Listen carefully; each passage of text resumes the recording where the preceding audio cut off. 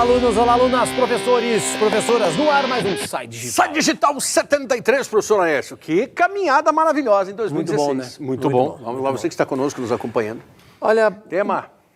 direitos humanos. Professor Marlos, na redação do 2016, trabalhou-se a questão do racismo, a questão religiosa, mas direitos humanos no Brasil nunca se trabalhou em redação. Absolutamente, absolutamente. Olha, é uma dica para o professor em 2017 treinar com o seu aluno.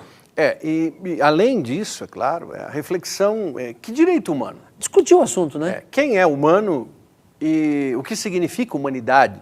Talvez essa seja a minha pergunta nesse desfecho de ano. E por que estabelecer direitos para os humanos, né? Porque você pensa nos 2 últimos anos, 15 e 16, o maior movimento da história da humanidade depois da Segunda Guerra de desumanidade. Sim. De inumanos, de pessoas que não têm necessidades básicas como um teto. Um teto diferencia as pessoas entre si e lhes dá um quê de propriedade, ter um lugar que você possa dizer que é seu, que é fruto do seu trabalho, porque é a construção da tua dignidade. É você saber que você tem um lugar para voltar, um ninho, como todos nós. Mas como se o lugar em que você vive, o lugar em que você nasceu, não lhe permite isso? Desumanidade. Por isso que o professor Marlos está falando é importantíssimo. Desde os primórdios, desde os hominídeos, nós buscamos a caverna. Sim. E o termo, quando ele usou lugar é aquele onde eu tenho segurança, é algo quase onde eu posso adormecer e sei que é meu, que eu estou ali, fecho a porta. Dá a impressão que ele é concreto, mas ele tem uma abstração por cima disso, porque eu acabo me identificando com essa questão do lugar, né? A minha casa, por exemplo.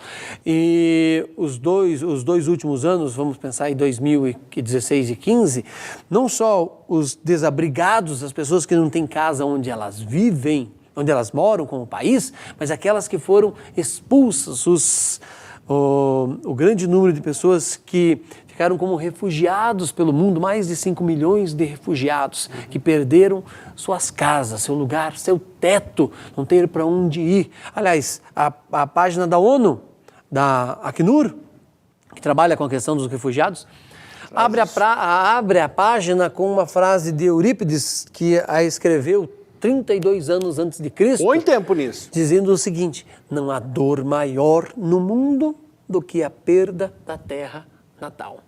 E isto está relacionado ao tema direitos humanos. São 2 abordagens aqui, né? Nós vamos dar uma olhada no material que você separou imediatamente, mas são 2 abordagens necessárias. Primeiro, o que você entende por direito? Direito é uma possibilidade. Na verdade, direito é uma outorga. Então, deu-se a você, permitiu-se a você que estabelecesse alguma coisa. E direito em que o humano é o ser diferente. E como tal, ele se identifica com os demais. Então, por causa disso, ele tem que ser tratado de forma diferenciada. E nós sabemos que hoje, na sociedade do século XXI, e vamos falar pelo Brasil necessariamente, nós temos animais com um tratamento incomparavelmente superior ao tratamento destinado a humanos. Animais são bem mais felizes do que humanos, em várias situações. Veja, nós não estamos aqui dizendo que o animal deva ser maltratado, não é isso. Nós estamos falando que o humano, ele é diferente. Então, muitas pessoas dão esta valoração maior ao animal e menos ao humano. E aí você diz, mas que direito esse indivíduo tem? Quem dá esse direito? Quem deu essa outorga? Quem deu essa possibilidade? Bom, em princípio, uma ideia muito simples, que é a de igualdade entre os seres. Mas como igualdade entre os seres, se há seres superiores e inferiores? E, aliás, é por causa disso que nós já vivenciamos no século XX 2 grandes guerras, que colocavam como um dos seus ideais, a sua premissa maior, os dominadores e os dominados, os seres superiores e os seres inferiores. Parece que esse é um problema humano. As 2 guerras que o professor Marlos se refere, a Primeira Guerra Mundial e a Segunda Guerra de 39 a 45, quando termina a Segunda Guerra, que a ONU vai se consolidar no que ela é hoje, surge esta ideia. Nós precisamos de uma convenção mundial, porque isso não existia. Reginaldo, coloca esse texto, por favor, jornalístico aí, que nós pegamos isso aqui, essa página é da ONU, enquanto o Reginaldo vai colocar na tela para nós. Esse texto é da ONU. Você depois para e lê com atenção esta matéria, né? ONU, Nações Unidas do Brasil. ONU lembra a importância de defender os direitos humanos frente à discussão de ódio. Discursos de ódio. É o discurso, né? Aí vem um pequeno texto para você entender uma questão histórica. O secretário das Nações Unidas... Que está de saída. Saindo já, né? Agora, mandato, quando você for ler, já não vai ser mais Ban Ki-moon, né? Será o português. Lembrou da importância da defesa dos direitos humanos em momento de múltiplos conflitos, que é o que nós vivemos. E vamos, infelizmente, viver o ano de 2017. Crescentes necessidades humanitárias e aumento do quê? Do discurso do ódio. As declarações foram feitas quando? No dia 10 de dezembro, que é o Dia dos Direitos Humanos, data que a Assembleia das Nações Unidas elegeu lá em 48, 3 anos após o final da guerra, da Segunda Grande Guerra, dizendo, temos que ter uma convenção mundial. Quando você ouve discussões, por exemplo, quando o Barack Obama esteve na China, quando o Barack Obama esteve em Cuba, se você pegar o discurso dele, tanto na China quanto em Cuba, ele reclamou da questão dos direitos humanos. Sim. E ele estava se referindo a isso que eu acabei de mostrar para vocês. Quem faz parte da ONU precisa aceitar a convenção relacionada aos direitos humanos. Olha, professora, quando for debater isso com seus alunos, e nós estamos dizendo que esse tema de direitos humanos no Brasil nunca foi para a redação, é mundial, mas nós pode ser cobrado isso no Brasil, não há nada impede. Se faz necessário uma pesquisa aprofundada na página da ONU, por isso que nós mostramos aqui a própria página para que você entre lá e veja o que a ONU debate sobre isso, quais são as regras para que os direitos humanos sejam cumpridos. Exemplo, parece que é básico, questão do habeas corpus. Ninguém pode ser preso arbitrariamente em sociedades minimamente humanizadas. E nem condenado antes de julgamento. Exato. Nós precisamos, primeiro você tem que ser julgado. Uma bronca que dá, por exemplo, que está acontecendo em relação aí à questão das 10 medidas anticorrupção, está relacionado a esse ponto aí de as pessoas muitas vezes serem julgadas, serem condenadas antes do julgamento. Não estou dizendo que esse ou aquele não seja culpado, não é isso. Mas nós temos que cobrar que o Estado seja suficientemente competente de fazer um julgamento rápido e justo. Dando todas as possibilidades de defesa ao indivíduo, porque a quem cabe... o ônus da prova cabe ao acusador, a quem cabe provar o delito, a quem acusa. Então, dá-se essa salvaguarda. O problema é que nós vivemos o Estado brasileiro, atingimos agora em 2016 mais de 1 milhão de advogados. E dessa parcela de 1 milhão de advogados, há muitos advogados, um contingente interessante. E muitos alunos nossos querem ser advogados. Fica aí o raciocínio, um contingente interessante de advogados que o querem e o são para distorcer a lei. E a lei brasileira, ela permite essa distorção dada a sua caducidade. Há textos que datam de décadas e décadas do século XX. Então, essa caducidade. E aí você usa, estou pensando em um caso bem conhecido, de um cidadão com recursos que cometeu um delito de trânsito e anos depois ele continua livre. Claro, pesa sobre a cabeça dele o julgamento, mas ele não foi. Fosse uma situação, uma pessoa desprovida de recursos, esse indivíduo já teria ido há muito tempo para trás das grades, pela comprovação de culpabilidade dele. Cabal, dirigir sem habilitação e mais ainda, dirigir alcoolizado. Então, e matar 2 pessoas. Mas assim nós temos inúmeros casos. Então, nessa hora que direito humano é o direito humano, aí nos lembramos dos Miseráveis. Sim. A obra fantástica de Victor Hugo. O que acontece, Jean Valjean, ele é preso porque roubou um pão. E ele fica muito tempo preso, Por causa disso, é claro. E o inspetor alucinado, o Jean Valjean, que vai, Javert, que vai perseguir Jean Valjean continuamente. Então, uma história emblemática, e nós vemos muitas pessoas que ainda hoje estão presas por delitos, cometeram delitos sim, mas delitos menores, que poderiam, em relação ao que se... Vamos entender o menor, subtrair, roubar ou furtar essa caneta. Isso aqui é um delito, não me pertence, pertence à instituição que me contrata para essa aula, não me pertence, mas eu resolvo surrupiar. Devo ser punido por isso de alguma forma? Legal, sim. Agora, existe uma diferença entre isso e matar alguém num acidente de trânsito. É bem claro. Sobretudo se eu estou alcoolizado e não tenho habilitação. Sim. Isso que o professor Mário está comentando é o seguinte, a nossa Constituição diz, eu não tenho que produzir provas contra mim. Não. Você é bandido? Eu não vou dizer que sou bandido. Não precisa. Se me perguntarem. Agora, o Estado tem a obrigação de... Desde que... provar que eu sou, mas tem que ser rápido. Uma das causas dos direitos humanos está relacionada a isso. Um Estado ágil, um Estado que é capaz de comprovar este é inocente ou ele é culpado e dar-lhe a pena que a lei estabelece.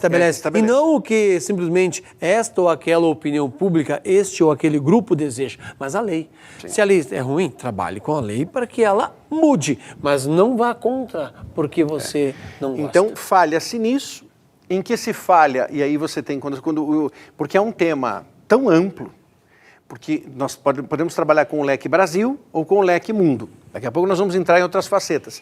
Mas é um tema tão relevante, Laércio, que nós podemos entrar assim, em mínimos detalhes, como, por exemplo, o que é desumano? Desumano é você deixar uma pessoa, neste país chamado Brasil, numa fila de atendimento hospitalar, desde a madrugada, no qual essa pessoa vai chegar ali para ganhar uma senha, para ela não ser consultada naquele momento, embora ela tenha esperado horas, ela vai receber uma senha para uma consulta a posteriori. Meses, dependendo da situação, pode levar a passagem de um momento para outro. E como é que ficam as debilidades dessa pessoa? Mas você tem material aí. Bom, a gente vai ver um vídeo agora. Deixa eu ler tentar ler o mais certo nome possível desse secretário da ONU. Zaid Ra'ad al-Hussein. Beleza. Zaid Ra'ad al-Hussein. Veja, é importante isto como conteúdo para você ampliar os seus conhecimentos relacionados a direitos humanos. Reginaldo, por favor, solta para nós esse videozinho.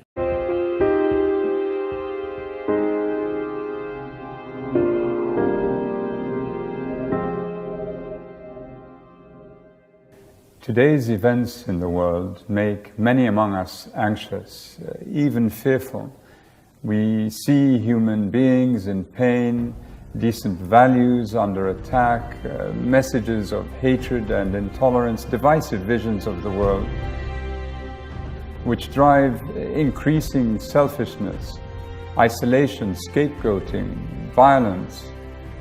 And in this toxic tide of hatred, which is slowly rising in many societies, some of the deepest, most essential principles which safeguard peaceful societies risk being swept away.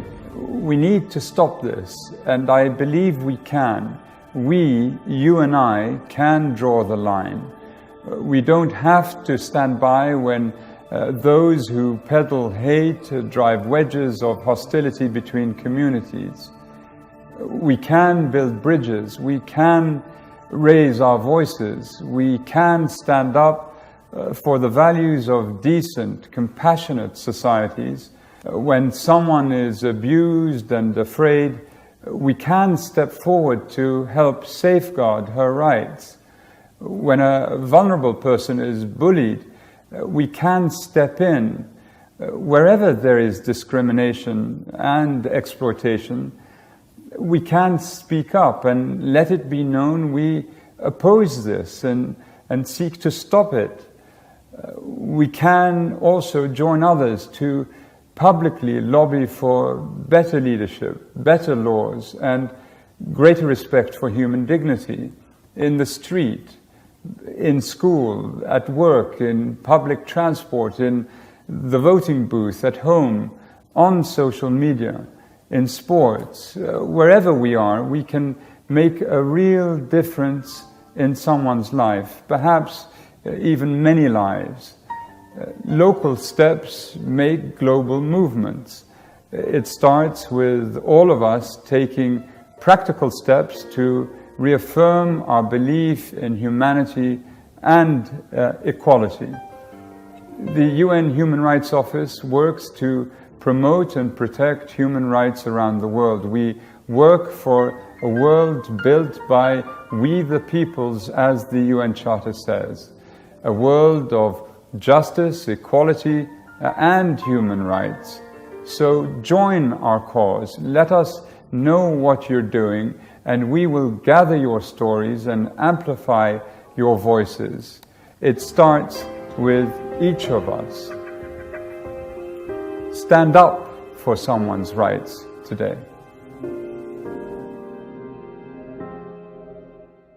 É exatamente o que estamos fazendo. Temos que pensar nisso, discutir. A toda a fala do secretário é a seguinte: nós, você e eu, nós temos.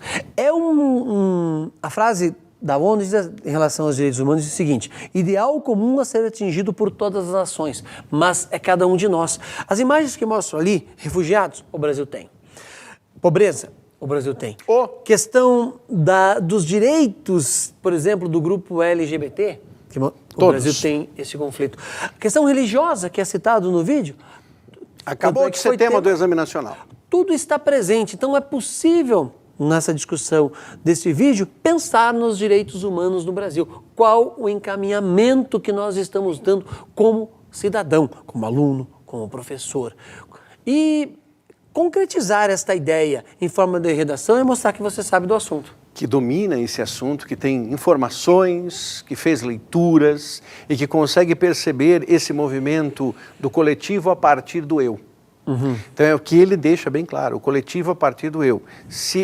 Não é possível que nós, nas grandes cidades brasileiras, simplesmente continuemos olhando moradores de rua e entendendo que isso é normal. Ora, que isso é comum. Não é comum e não é normal. Não deve ser, né? Esses indivíduos que estão ali, eles são marginalizados. Eles estão abaixo da linha da pobreza. Eles precisam de direitos humanos. Porque é interessante fazer a prospecção de direitos humanos mundo afora, sim, mas não antes de perceber o que acontece em nosso próprio solo, em nosso próprio território. E aí é que entra essa discussão do que podemos fazer e como fazer para melhorar a qualidade de vida dessas pessoas, para que essas pessoas sejam agentes de transformação de uma sociedade. É a sociedade cuidando das suas próprias feridas. Porque se a sociedade não cuida das suas feridas, ela entra em colapso. É assim o organismo. O organismo sociedade brasileira, ele está fadado a essas feridas porque ele não se organiza. Professor Marlos, manda. Reginaldo, só mostra essa página, por favor, eu quero fazer um comentário. Mostra de novo essa página, eu quero fazer um comentário sobre ela. Está ali essa página da ONU, eu não vou mostrar o final dela, depois você olha. Tem alguns comentários de brasileiros. E me chocou ao ler os textos. Não vou dar Pode ser lido, o material está disponível. Nós não vamos aqui dar, digamos assim, ênfase, propaganda para esses indivíduos que eles não merecem. Mas o argumento de algumas pessoas sem cérebro é dizendo o seguinte, que os direitos humanos defendem bandido. Eles não percebem que se um Estado não é forte o suficiente para proteger um bandido, ele não é forte o suficiente para proteger você. E proteger o bandido é o seguinte, ele ficar na prisão por ser culpado, ele ficar numa prisão que ele não vá morrer nesta prisão de fome, mas ele vai ficar lá porque é culpado. O Estado que não é forte para fazer isso, não é forte para protegê-lo. Mas essas foram as ideias da eugenia. Eugenia é isso, você separa pessoas que são vistas como inclassificáveis, são pessoas que merecem a exclusão e elas ficam separadas. E quantos filmes têm sido feitos sobre isso? Por causa da minha garotinha, de Ana Carolina, eu acompanho as séries. Então, quando você pensa, por exemplo, essa série Divergente, Convergente e tudo mais, não terminou ainda, tem um capítulo para resolver, é uma série de exclusão. É uma série que excluiu, e depois a ideia da garotinha que fazia os 2 dedinhos e tudo mais, né, ganhadora de Oscars, nessa trilogia, série de sucesso, Em Chamas, isso aqui, tudo isso também é sociedade de castas, de grupos, que é o que a humanidade reserva, além dos zumbis, né? Porque o Black Mirror acho que está trabalhando com uma ideia muito parecida, principalmente a segunda temporada. Eu vi só até a metade, mas os 4 primeiros que eu vi são espetaculares para você pensar nisso. Eu continuo ainda na série Vikings. Não terminei, a terceira temporada. Olha, tem mais um videozinho? Não vai dar tempo, nós já estamos já passando dos 20 minutos ali. Isso. Direitos humanos, fundamental que o nosso aluno domine. E ele envolve aí, claro, português, literatura, história indiscutível, geopolítica indiscutível, filosofia impossível ficar de fora. Não discutível. Né? Sociologia é matéria básica para você dominar direitos humanos. E observe com muito carinho, então, esse movimento mundial. Não só os direitos humanos no Brasil, os direitos humanos na América do Sul, na América Latina, América do Sul, mas os direitos humanos também na Europa e na questão da Síria. A guerra da Síria, ela vai para o seu 5º ano, com dezenas de milhares de mortos. Se qualquer indivíduo alienígena viesse ao Brasil, ao mundo nesse momento, ao planeta Terra, e olhasse para o que acontece na Síria, ele diria minimamente o seguinte: vocês não são humanos. Se são humanos, não tratam seus humanos como iguais. Porque esta ferida chamada Síria, ela é hoje um dos maiores descalabros contra quaisquer. Sim, inaceitável. Precisamos consertar isso. Certo. E temos que discutir. Está aí a provocação que fizemos a você sobre direitos humanos. Até a próxima! Grande abraço. Falou, amigo. Até mais.